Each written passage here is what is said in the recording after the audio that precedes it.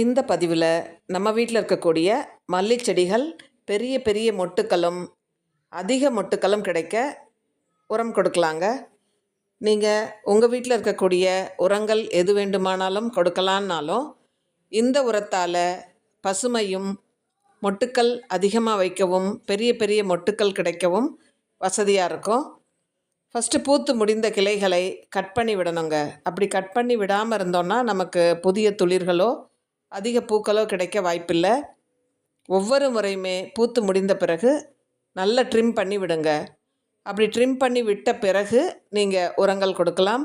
கடலை பிண்ணாக்கு கரைசல், மீன் அமிலம், எப்சம் சால்ட், பஞ்சகவ்யா எவற்றை வேண்டுமானாலும் கொடுக்கலாம். NPK All-19 கூட கொடுக்கலாம். இப்படி கொடுக்கும் பொழுது நமக்கு தொடர்ந்து சத்துக்கள் செடியில் போயிட்டு நமக்கு மொட்டுக்களை வைக்க ஆரம்பிச்சிடும். ஆனால் ஒரு 10 நாட்களுக்கு ஒரு முறை நீங்கள் கண்டிப்பாக பூச்சி விரட்டி ஏதாவது ஒரு பூச்சி விரட்டியை நம்ம தெளிக்கணும். அப்படி தெளிக்கும் பொழுது தான் இந்த இலைகள் எப்போவுமே பசுமையாகவும் இருக்கும், முழுமையான பூக்களும் நமக்கு கிடைக்கும். அந்த வகையில் இன்றைய வீடியோவில் நான் உங்களுக்கு காமிக்கக்கூடிய உரமானது சீவீட் என்பது ஒரு இயற்கை உரம். எந்த செடிக்கு வேண்டுமானாலும் நீங்கள் கொடுக்கலாம். காய்கறி செடிகள், பூச்செடிகள், ஹெர்பல் எல்லாவற்றிற்குமே கொடுக்கலாம். இந்த உரத்தை நீங்கள் ஸ்ப்ரே பண்ணவும் செய்யலாம். இலைகள் மூலமாக இந்த உரமானது ஏற்றுக்கொள்ளப்பட்டு செடி ஹெல்த்தியாக வளர்கிறதுக்கும் உதவியாக இருக்கும். சீவீட் செடிகளுக்கு ரொம்ப முக்கியமான ஒரு உரமாக இருக்குது.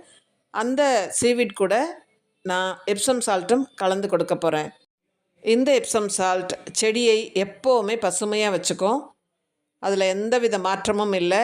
அது மினரல்ஸ்னு சொல்லக்கூடிய சத்து அதில் இருக்கிறதுனால நமக்கு பசுமையை கொண்டு வரக்கூடியது இந்த எப்சம் சால்ட்.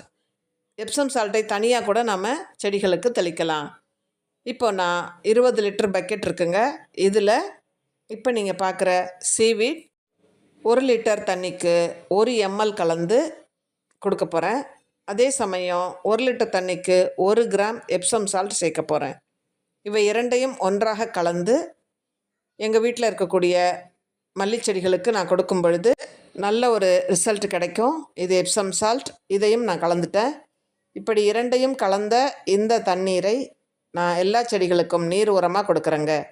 நீர் உரமாக கொடுக்கும் பொழுது உடனடியாக செடி ஏற்றுக்கும். இந்த பேபி பன்னீர் ரோஸ் செடிக்கும் நான் கொடுத்துட்றேன், மல்லி செடிகளுக்கும் நான் கொடுத்துட்றேன். நீங்களும் இந்த உரத்தை உங்கள் வீட்டில் ட்ரை பண்ணுங்கள். கண்டிப்பாக ஒரு இம்ப்ரூவ்மெண்ட் கிடைக்கும். ட்ரை பண்ணுங்கள். தேங்க்யூ.